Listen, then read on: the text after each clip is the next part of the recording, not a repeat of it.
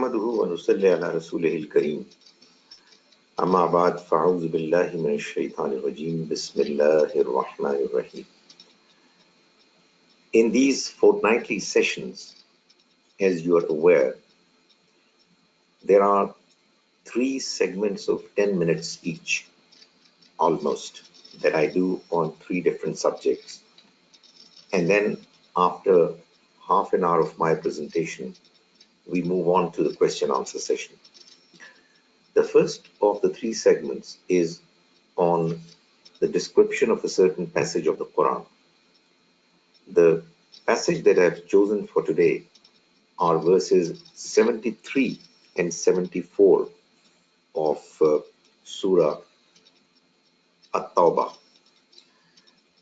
We have been discussing this surah for the last few sessions, and I've explained already that this particular surah, which is the only surah of the Quran that begins without the customary Bismillah ar-Rahman ar-Rahim, the verse of Tasmiyah, because it is a surah which describes the Almighty's punishment on the people who rejected God's messenger, may God's mercy be on him, despite receiving his message directly through him.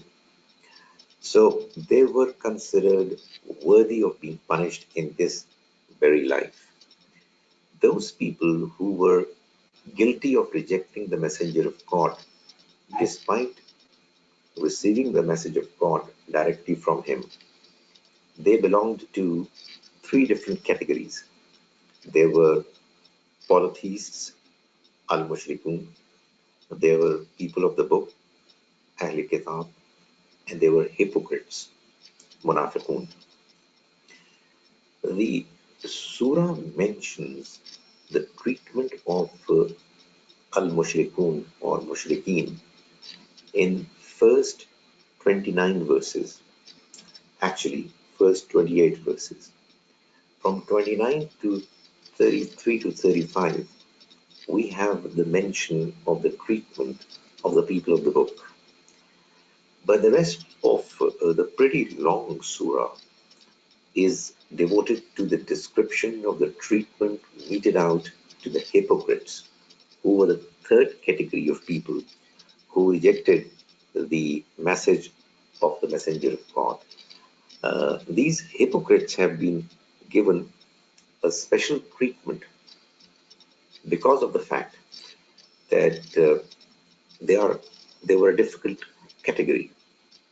They would claim that they are Muslims, but in actual fact, they were the enemies of God's message and his messenger.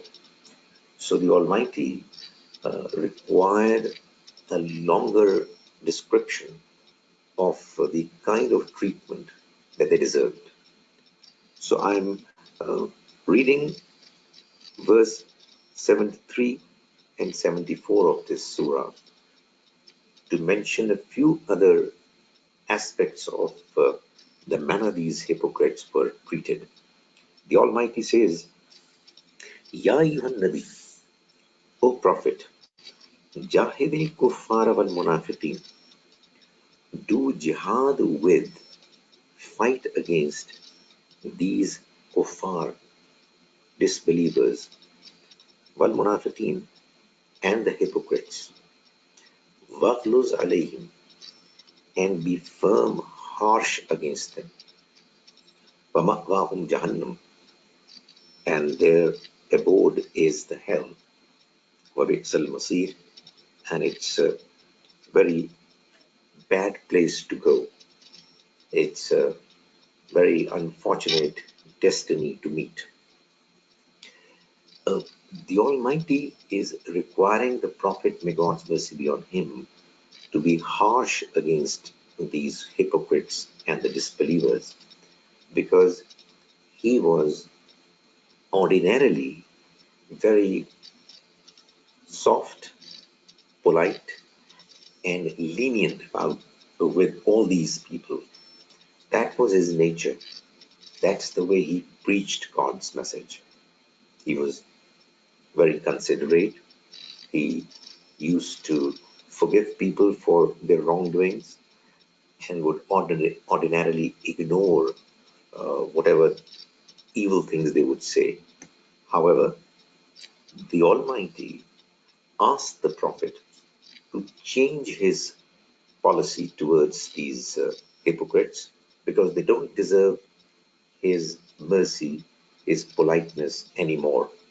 So the Quran mentions that the deadline has reached, the time has arrived when now they deserve to be treated firmly and harshly. The Quran goes on to say in the next verse, يَحْلِفُونَ بِاللَّهِ مَا قَالُوا, and they swear by God on what they say. That is, whatever they say against the Prophet, later when they are confronted, they just deny it. And they say that they didn't say anything negative. So, that was the kind of attitude these hypocrites used to show. وَلَقَدْ قَالُوا كَلِمَةَ الْكُفْرِ وَكَفَرُوا بَعْدَ إِسْلَامِهِمْ. Even though they had uttered statements of disbelief, that is, they had made statements against the Prophet, statements against Islam, وَكَفَرُوا بَعْدَ إِسْلَامِهِمْ, and they had actually gone to disbelief despite claiming that they were Muslims, despite claiming to be following Islam. So that's the kind of charge that the Quran is leveling against them. And it says, وَهَمُّوا بِمَا لَمْ يَنَالُوا, and they planned something which they could not attain. That is, they had planned to destroy the possibility of Islam progressing, uh, reaching out to people. They wanted to make sure that through their devious ways they could frustrate the Almighty's plan of enabling His Prophet and His message to reach out to people and for people to accept it and cause the message to prevail over all other messages.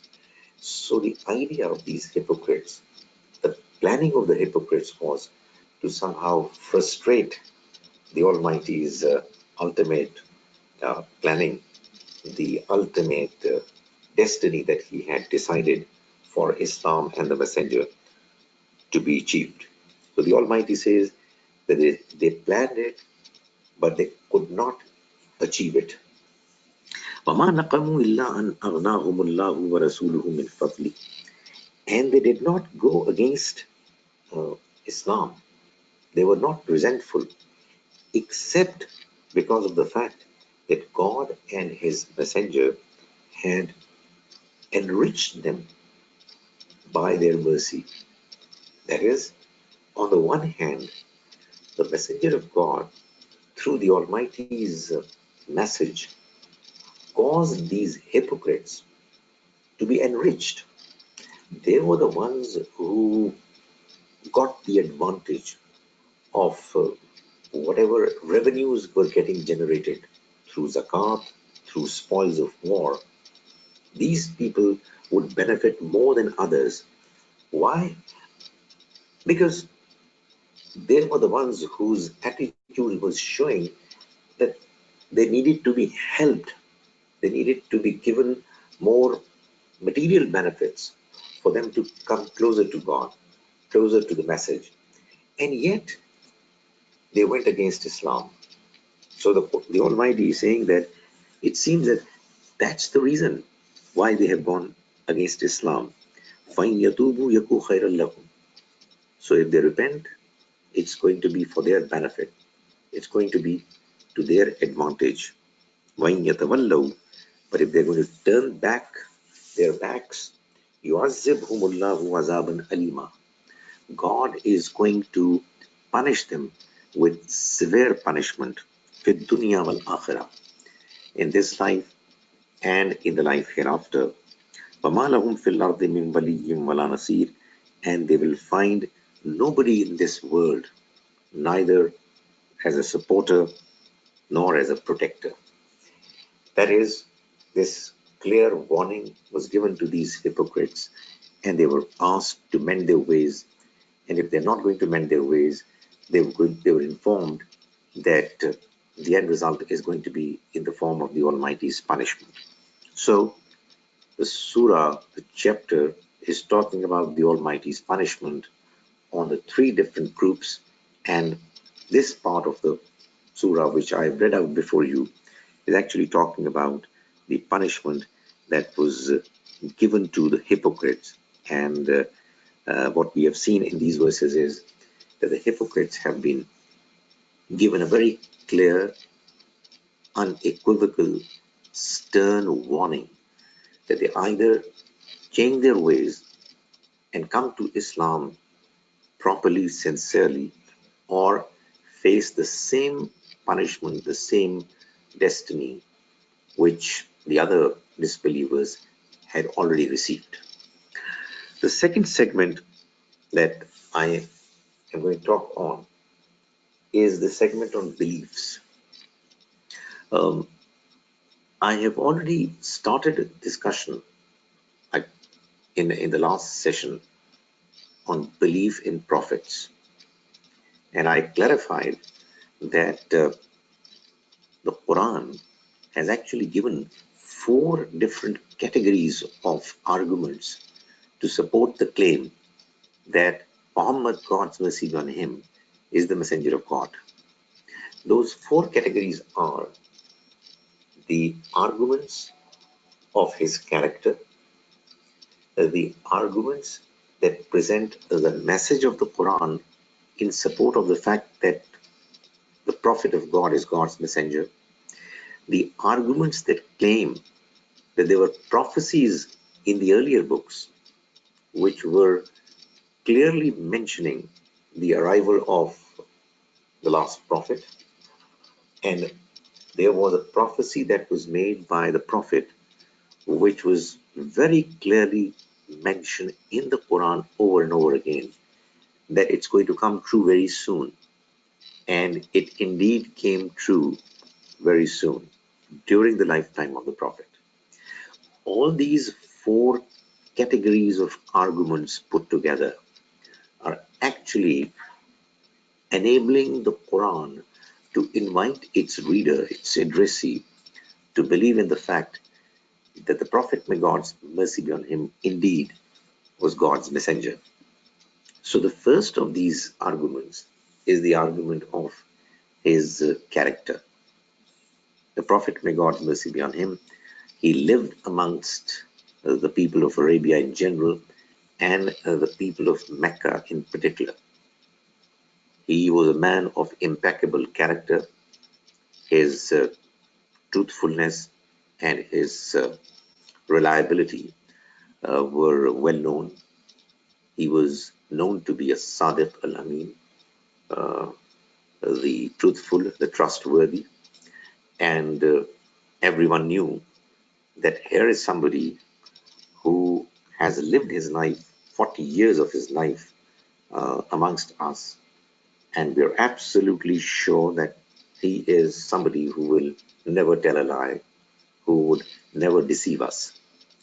After having spent a lifetime with them, the Almighty chose him to be his messenger and revealed his message to him.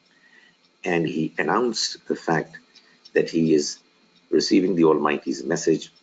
And the first time he did it in the open was when he ascended the mount of Safa and asked the people who were there to come close to him so that he could inform them about something important. That used to be the general way Meccan society functioned.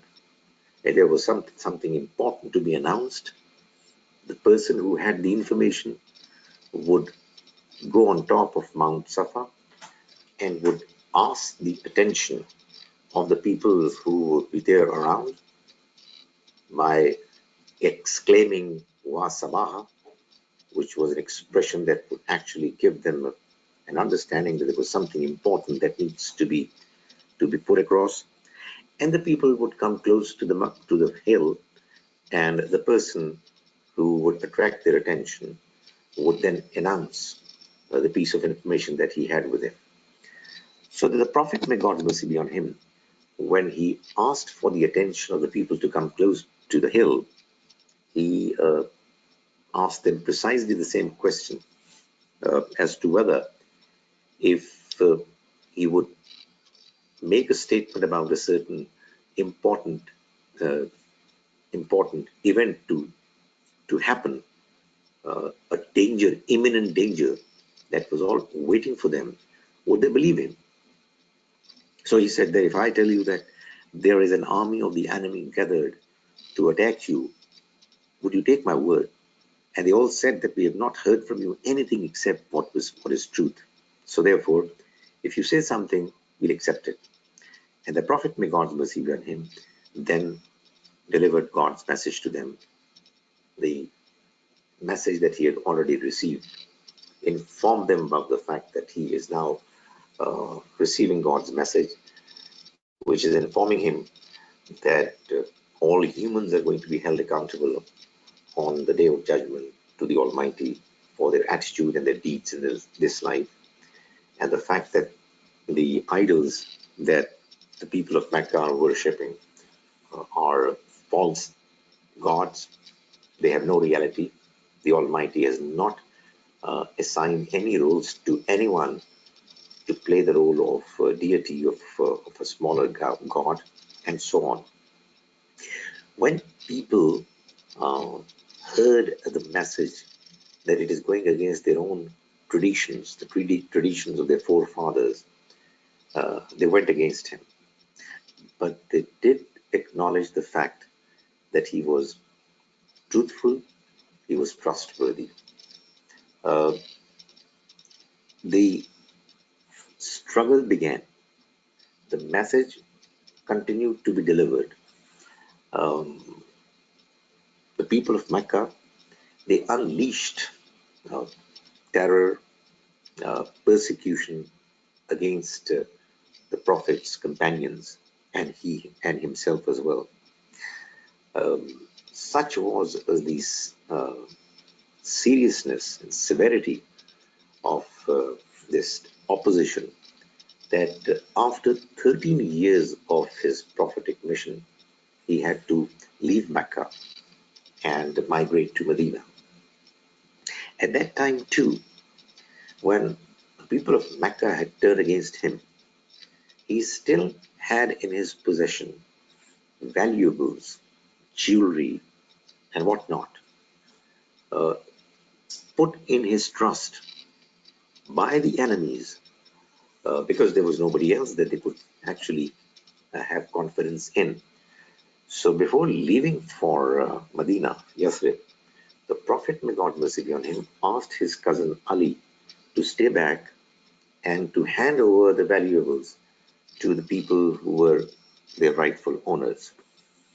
So the Quran points out this reality to the people by saying that in Surah Yunus, Surah number 10, verses 15, 16, you would find that the Almighty is saying that فَقَدْ لَبِثْتُ فِيكُمْ عُمُرًا مِّن قَبْلِهِ.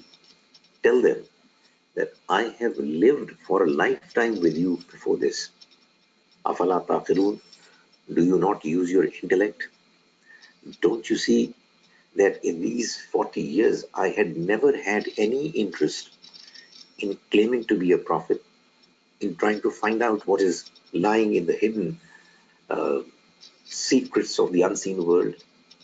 I had never been interested in trying to impress people that I had some religious inclinations, etc. So, how can you claim that all of a sudden, when everybody here in the surrounding is uh, fully aware of my character, my trustworthiness, etc., and my lack of interest in matters that have got to do with the unseen world, all of a sudden I come up with a series of messages which I am claiming to be from God, And yet you say that I have myself concocted them. It's from me. I'm trying to deceive you. How is it possible? The fact of the matter is that this claim of the prophet's uh, trustworthiness and the fact that what he had presented in the name of God was indeed from God was so strong given the backdrop of his impeccable character that it wasn't possible for any honest, truth seeking individual to challenge and deny it. And yet, there were people who went against him not because they thought that he wasn't a reliable person, but because they did not like the message. They did not want to move away from the traditions, the traditional religion of their forefathers. Uh, the third segment, when I where I mention a contemporary issue, which more particularly is concerned with the Western society, the society where Muslims are living as a minority, is the issue of the medium of the medium of the sermons that are delivered. What language should be used in order for the message of Islam to be delivered to the people who are living in that society? Quite often we see that people coming from different parts of the Muslim world, when they start living as a community in non-Muslim majority countries like the UK, USA, Europe, etc., they invite imams from their respective countries, uh, different groups of people. They make their own masajid. Uh, they are the ones who are arranging for uh, all the needs of the masjid. Uh, they finance it, and they think that it's their right to ask the imam, the khatib of their choice to come over to this country where they're living and to discharge the obligations of an imam. Nothing wrong with it. It's quite understandable. You would want somebody to lead your prayers and to deliver sermons and lectures to you who you think is more reliable. You are more confident with whom.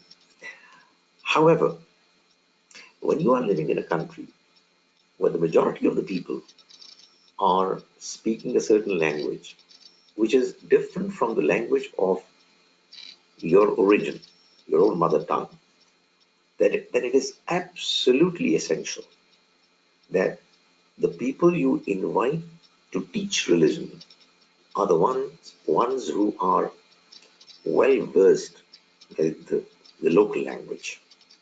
Why?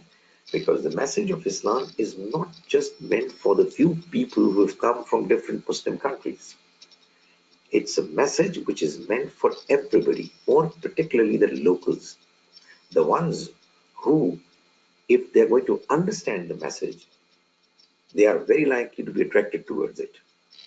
But if the message is going to be delivered and spoken in a different language, a foreign language, which the locals cannot understand, then we're actually announcing that it's our own very personal matter and others need not bother to take interest in what we are doing. We are also announcing that we are not even interested in our new generations to be introduced to Islam properly. Because most certainly, the generations which are born and brought up in this new land are the ones who are more comfortable in the local language, where they're schooled, where their friends speak the same language with them, and where everything else in the world is actually happening, where this other language is being spoken. So it's absolutely essential that if you are living in a country, in a society where the language that is spoken and understood is different from the language of the people who migrated to that society, then the language that should be used for the purpose of delivering the message of Islam should be the one which is spoken by the locals. Unfortunately, there are people who come from uh, into parts of subcontinent, India, Pakistan, Bangladesh, other countries. They prefer their own language of their own lands, their own societies. Why? Because quite obviously, we all feel more comfortable in listening to and in conversing in the language which is our mother tongue, the language that we spoke when we were learning to speak, when we were young, because we're more comfortable and fluent in it. However, uh, when we have chosen to come to another society where a different language is being spoken, as I said, it's the requirement of our religion.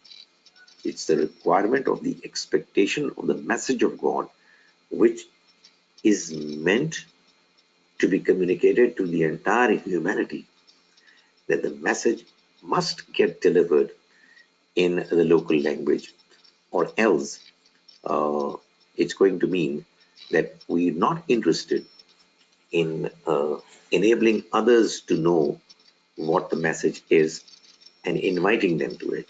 And as I said, it is also something, it's also going to be a policy that would actually create an impression that the younger generation, the new generation, is also not uh, being catered for religious purposes, for their needs to be satisfied as well.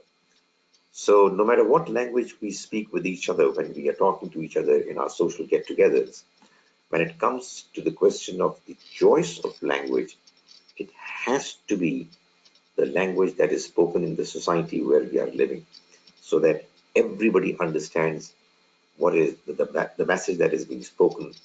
And it doesn't happen that only a few people get to understand what's being delivered, and the rest of the people are left without getting a clue of what's being delivered. So that was from me, and now I am available for the question answers if there are any. I can see that there are Uh, very few people around. yeah, no worries. I think people are quite busy today. So, thank you very much for that, Dr. Saab. I will, Sister Rafia Khwaja has a question, so I will unmute her and she can ask her question now. So, Sister Rafia, if you can unmute yourself. Dr. Khalid, Assalamu alaikum, can you hear me? Walaikum salam. I can. That's how in one of your classes, I discussed with you the incidents happening in Pakistan of abuse in the families, in madrasas, rape, pre- um, religious pressures on children, which resulted in, as the report says, about 20 to 35 people killing themselves every day. And you explained that this is not Islam. I agree with you, but they say that, as you say, that seeing is believing. Recently, there was a case of an Indonesian woman, which has just been, I'm in New York, has been reported in the New York Times in detail. This woman is working in a school. Her boss was making all sorts of lewd comments to her and about sexual harassment. So she made a recording of one of this, and it was presented in the school. Now, instead of the school and uh, the people concerned punishing him, she was jailed for 6 months and she was fined $35,000. Her case went up to the Supreme Court twice. It was rejected. Now it is in the hand of the president of Indonesia. What bothers me is, again, Indonesia is a Muslim country where they are very clear about Sharia and the rights of women. Now, you can say this is not Islam, but how does one explain this to people in a non-Muslim country? What is going on in the Muslim world? I think it's very important that we play an active role in letting people know what the text says and in convincing them what is happening is very different from what the Almighty's message expects us to do. Unless we do it actively, as you said, people are going to see our behavior and they will get an impression that probably that's what Islam stands for. Or, you know, at least they would say that there is not much of emphasis on these matters in Islam. Because had there been clear emphasis on asking its followers not to do such evil things, they wouldn't have done it.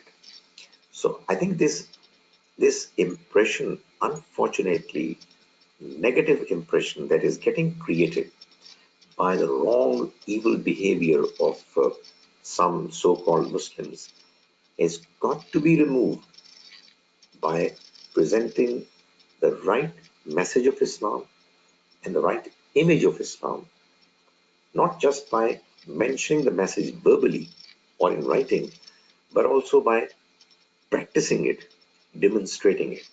So, when there are people who are actually behaving properly in an impressive way and they are creating a good impression, uh, the non-Muslims would at least know that not all Muslims are alike.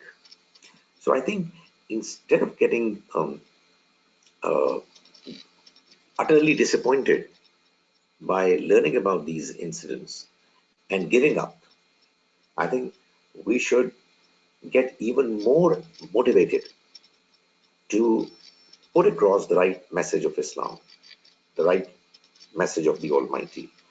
Um, as far as the reason why these things happens is concerned, well, you've already seen in the verses that I had mentioned the meanings of at the beginning of this program, that people can be hypocrites. I mean, right at the time when the messenger of God, may God's mercy be on him, was himself physically present, there were a good number of people who claimed they were Muslims. They were the companions of the Prophet, so to say, apparently. And yet, their behavior was extremely unfortunate, undesirable, and condemnable. Why?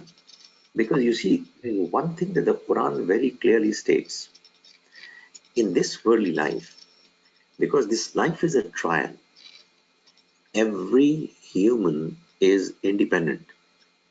Every human being has his, her own free will, volition to act upon. So you can't force anyone.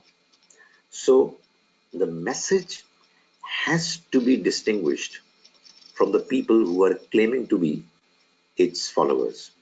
Um, I think we should clarify this position to everybody, and all that you can do is clarify. I mean, if the unfortunate or the false impression about Islam still gets created, you can at least tell yourself, your conscience, and the Almighty that you've done your best to clarify. But the fact remains that the message of God is different from the people who claim that they're following the Almighty's message. And the message of God is going to get more better known, well known to the people of the world if it's going to be understood, presented, and practiced in the right spirit. Can I just add one more comment? In the case of Indonesia, it's a very religious country. The highest authority is the Supreme Court. They reject her appeal twice. They punish her. She loses her job. They fine her. And the school teacher is going free and nothing is happening to him. Now, if your Supreme Court is not going to give you justice, and then who's going to do it? And the sad part is, I was reading the New York Times, a full article on this poor woman in Indonesia. It just makes me very sad that this is the impression the Americans say that, okay, but this is a fact. This is seeing is believing. So that is what I wanted to point out. You see, let's not forget the fact that it is this Western media that created an impression that there were weapons of mass destruction in Iraq. This propaganda was orchestrated, and uh, Iraq was bombed into almost extinction. And there were hundreds and thousands of people who got killed. And the end result was that we came to learn about the fact that there weren't any weapons of mass destruction. So let's not believe each and every word of what the Western media says. Whenever there is a case where there are two parties in dispute, it is absolutely imperative that we listen to both points of view. We do not know what were the facts that were presented before the Supreme Court of Indonesia. Why did the judge give the verdict that he gave? What was presented from the other side that caused him to believe that this woman is actually telling lies? So, let's not form our opinions on the basis of what is reported in the Western press. I mean, if there is anything of that sort that happened and it was a reality, then it's most unfortunate. We should clarify the true Islamic teachings, the right position. But I think beyond that, to form a firm, uh, complete, one-sided opinion based on one-sided information, I think is not what the Almighty encourages us to do. In Surah Al-Hujurat, Surah 49, verse 6, the Almighty says that if there is an important piece of information that is communicated to you, فَتَبَيَّنُوا, then confirm it. Do research and come to a confirmed conclusion. And tusibu qawman bijahalatin, lest you should take a decision against a group of people ignorantly, unknowingly, fatusbihu ala ma fa'altum nadimin, and thereafter you get embarrassed at what you have done. So I don't know really what the facts are. I don't know what the other point of view is. But if it's true, it's very unfortunate. I'm not sure No, what the truth is. Dr. Khalid, this is the Indonesian press reporting it. And as far as the number of people killing themselves in Pakistan, this is a report in several papers from Pakistan. So I think we cannot brush it under the carpet. We do have all these crimes committed by families where they abuse their children by in madrasas. This is happening. But anyway, thank you for your comments. My comment was on your question on the judgment given by the Supreme Court of Indonesia. But I do agree with you that there are so many crimes that are committed in this world by the people who claim to be Muslims. Many of them claim to be practicing Muslims, which I do agree with you is a very sorry state of affairs, and it needs to be addressed. It needs to be corrected. But I've already mentioned the limitations. We can do only to the extent that's possible for us. And honest to God, uh, if we are able to correct our own selves well, it's going to be a huge achievement. As far as the rest of the people are concerned, we can only uh, help them understand, urge them to be better Muslims, and we cannot do nothing more than that. Well, fortunately, the Indonesian president has asked the parliament that he wants to forgive this woman and she is not the culprit. So thank God, at least in the end, it'll be okay. All right. Thank you very Let's hope. much for Let's that, hope. Sister Afia. So maybe I just wanted to kind of add a comment to what Sister Afia was saying is that, I mean, we can do whatever we can. I mean, if we identify injustice anywhere, we should kind of try and raise our voice against it. But ultimately, I mean, this world is not the world of justice, right? Because that would make the day of judgment redundant. That is the day of judgment is when people will be asked about what they did and they will have to answer for it. So there's for good reason there is kind of limitations on how much can we fix this world. True. Absolutely. I agree with you. Thank you very much for adding to what I said. Yeah, thank you, sir. I've got a few questions that I've been kind of noting down from previous sessions, and I've picked up stuff from here and there as well. So the first one is like a very compound question, but all of them are related, and it's kind of related to the first section as well. So maybe you could answer that. We've discussed the issue of Itmam al-Hujjah last time, I believe.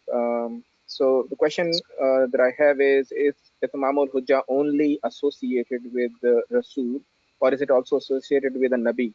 Because Anbiya have been killed as well, and as Quran says that certain people have killed Anbiya that was sent to them. Then Prophet Isa was a Rasul.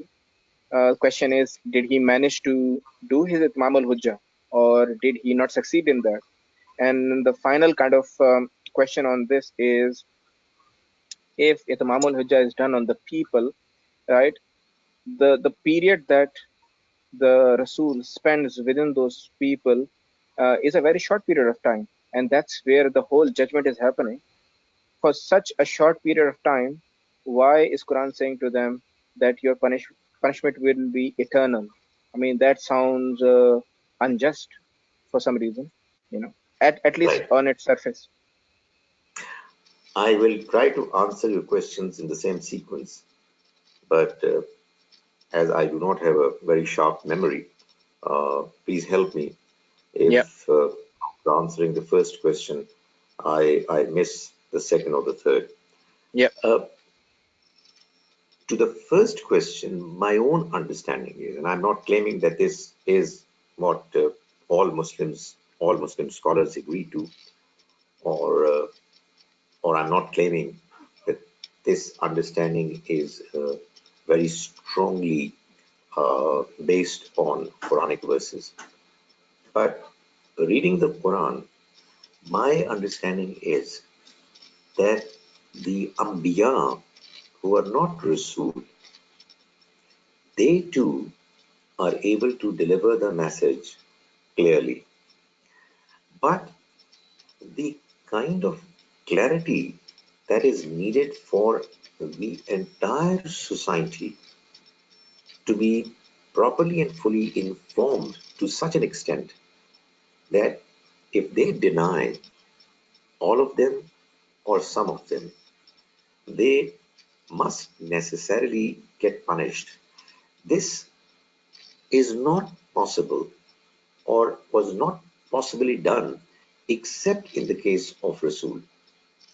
Uh, Ambiya too came with the same clarity. They also used to present the same message. However, their role was such that they would normally confirm what earlier Rasul had given. So, for example, a very large number of Anbiya came who were not Rasul from amongst the children of Israel. They were the descendants of Ibrahim alayhi salam.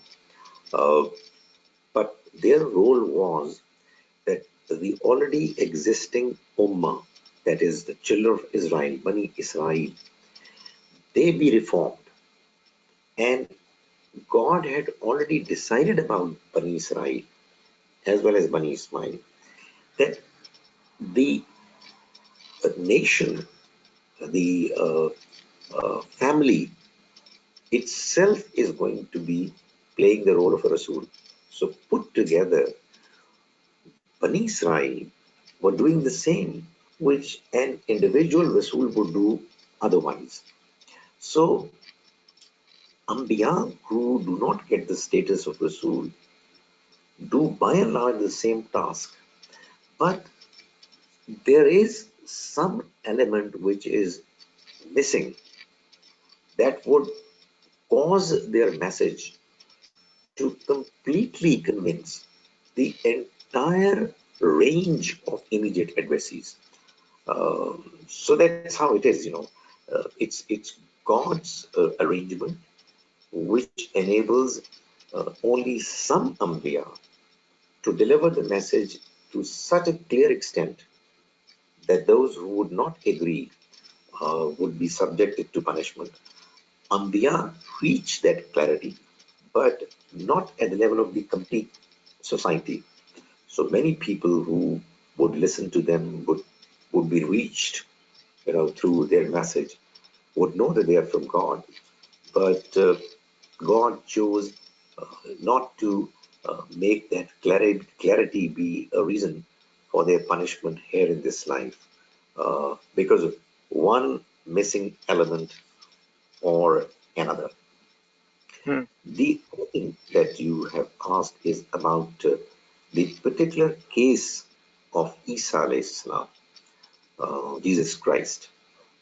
Why is it that we do not find the same punishment to the people who rejected Isa alayhi salam, who has most clearly been described as Rasulullah? That is, he, like all other Rasul, was not just a Nabi, but a Nabi who was a Rasul as well. But we are unaware of any clear punishment that was meted out to the people who rejected him. Who not just rejected him, they went as far as to attempt to assassinate him, to kill him, to crucify him.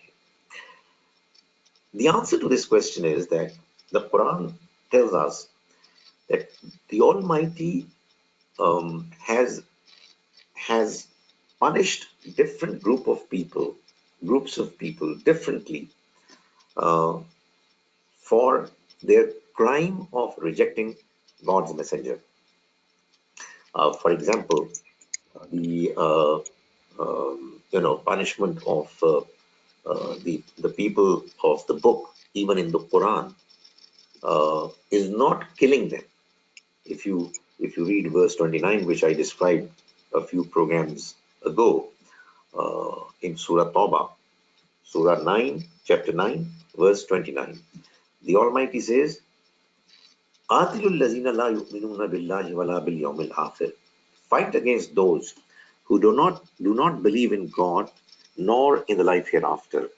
Wala yadinuna din al-haq, nor do they accept and adopt God's religion, the right religion, as their religion.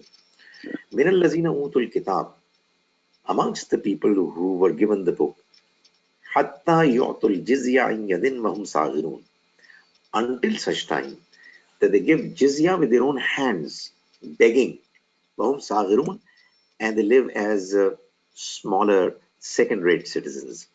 So, in the case of the people of the book, the Almighty's punishment is not of complete annihilation and killing.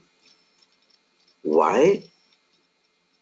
Well, I think there could be a number of reasons, but the reason apparently that comes to my mind is that those who are killed are guilty of two crimes simultaneously. They are guilty of ascribing partners with God, doing shirk, and rejecting God's messenger. Uh, when these two crimes come together, then the nation that commits the crime is actually punished with being killed or being annihilated. But if there are people who continue to claim and believe that they believe in one God and there is no other God, no other deity except Allah, the God, uh, but they reject God's messenger, they shall be punished. Their punishment shall be ignominy, humiliation in this world, but it would fall short of them getting killed. Uh, so, for example, I mean, in the case of Jesus Christ, Isa alayhi salam, as you asked this question, if you read verse 55 of Surah Al Imran, Surah number 3, verse 55, the Almighty is actually stating this punishment. That is, this punishment of insult, of ignominy, of causing them to stay in this world, but in a way that they are subjugated. It says, Wais Allahu.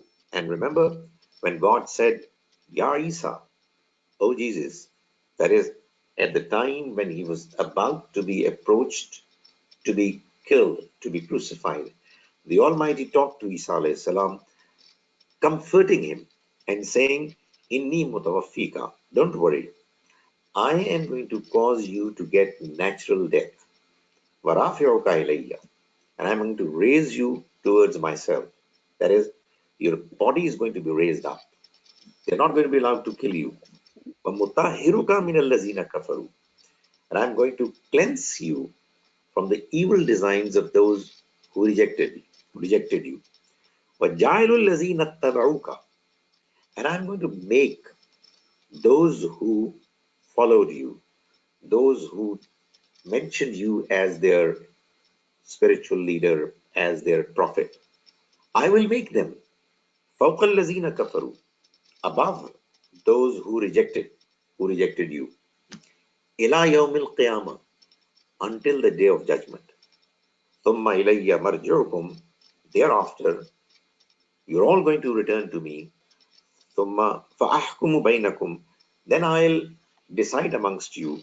فِيمَا كُنْتُمْ فِيهِ تَخْتَلِفُونَ, about those matters about which you were disagreeing and differing with each other. So what I'm saying is that there was a clear punishment mentioned up to the people who rejected Jesus Christ. This punishment was okay, not a punishment of killing them, but probably in another sense, it was perhaps more serious, more severe. In that, if the children of Israel uh, were allowed to to survive, they were given to survive in a way that they would be subjugated. They will be always under the control, under the power and leadership of the followers of Jesus Christ. And that's exactly what has happened ever since that time, that those who have claimed to be believing in Jesus Christ have always been dominant over the Jews who rejected Jesus Christ when he was alive, and who have rejected Jesus Christ even afterwards, because they are the progeny of the ones who rejected him.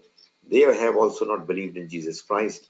So the Almighty's decision, verdict about them is that this punishment for them is going to continue to be implemented until the day of judgment. So as I said, in a sense, it's probably even stronger. Coming to the third question, why is it that people spend a very short span of time in this worldly life, and yet when they get punished or when they promise to be punished in the next life, the punishment is going to be very long? Very briefly, this question actually has two parts. One part is that why is it that brief duration spent by people, okay, they were criminals, they did things which were evil and wrong, but their punishment should also have should last for a very short period. Uh, okay, as much as they lived in this world. Uh, if a crime is committed for a short time and the punishment is given for a long time, it seems that it's a bit harsh. The fact of the matter is that that's not the rule. Even in this line, we don't acknowledge it as a rule. Um, we know, for example, that the crime of murder is committed over a matter of few seconds. I mean, there are people who murder uh, tens and hundreds of people, and it's done in a matter of seconds. I mean, look at what happened in New Zealand not very long ago. That idiot, he entered the masjid and he killed so many people, probably 50 of them, and in a matter of seconds. Uh, but everybody agrees that such people, if they are not killed, those who are against capital punishment, they do agree that such people should be imprisoned for a very long time, much, much longer than the time the criminal took to commit his crime. Why? Because the principle of justice doesn't say that you punish somebody for a period as long as the crime was committed. The principle of justice is that you punish people uh, in a way that the punishment is commensurate, is around equal to the severity, evilness, seriousness of the crime. Now, sometimes it so happens that if you do not want to give the very same punishment to a certain criminal as the crime he had committed, like is in the case of those people who are not in favor of capital punishment, then uh, you agree to give a punishment which is lighter compared to the actual crime. The actual crime was murder, but you are imprisoning somebody. Now, imprisonment is not as big a problem or pain as the evil of killing. So, because that's lesser in severity, it is compensated for by prolonging the stay. The stay gets longer. So that's one part of the answer. That is, after the day of judgment, the Almighty is going to cause people to be punished for a longer period of time because the crime they committed in the worldly life were very serious and severe, and God would actually reveal why they were serious and the nature of their crimes, etc. And only God can tell as to how serious they were and what kind of uh, fair punishment would justify for the crimes to be properly punished. The other question that is probably you didn't ask it, but it is part of the same concern that okay, I mean, even if we accept this first answer to some extent that crime committed for a shorter duration of time can justifiably be punished for a longer duration of punishment. But what about eternity? I mean, eternal punishment is something that one doesn't feel comfortable with.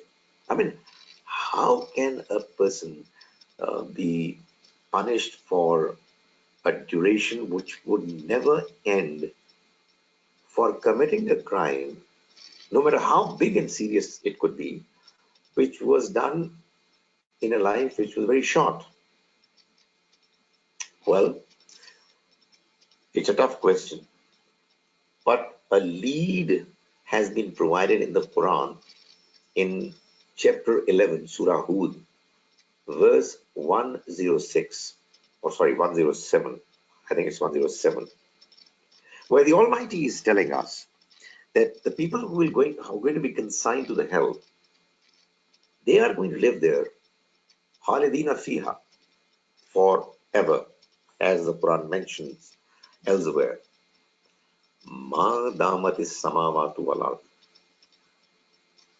So long as the heavens and the earth would stay, illa ma sha'a rabbuk, except for what your Lord shall will, shall desire. What does it mean? I don't know. I've just roughly translated the words of the verse to you, but the wordings do clearly give an indication that the next life is going to have different phases, and the first phase of that next life is going to last for a certain duration, and that duration is going to be, according to the words of the Quran, for as long as the heavens and the earth would stay. Uh, what does it mean? Well, what it probably means is that the Almighty is going to then have more of His designs, more of His projects to be functioning, but this project is going to come to an end, and the punishment of hell is going to be only for until the time this life, well, the heavens and the earth stay. As far as the paradise is concerned, a subsequent verse gives a clear indication that the next life, the rewards of the paradise are going to be everlasting. God is not going to cause that part of the hereafter to be time barred. The last thing that I would want to say is that, when you use the expression, the Quran uses the expression, they're going to stay there forever. It's quite the same way as I keep telling my students that if I say to somebody from amongst you that, okay, if you're going to continue to misbehave, I will ask the administration to place a badge on your chest that says that this boy is naughty or is misbehaved forever. This is going to be with you forever. Now, this forever actually is uh, only going to last for as long as the student is going to stay at the university, maybe for 2 years or 3 years or 4 years. In other words, what I'm saying is that when we use the expression forever, we too quite often use it for not forever, literally, but for a duration that is there in our mind for the project for which the statement was made, for as long as it lasts, the punishment or the reward or whatever statement has been made is going to last for as long as the duration of that project. I hope it clarifies. Yeah, it does. Thank you very much, Dr. Saab. So we've already run over a few minutes. Thank you for giving us your time. And inshallah, we'll come Thank you very back much. and meet in 2 weeks. So I'll Inshallah. conclude the Inshallah. session here. Good. Thank you.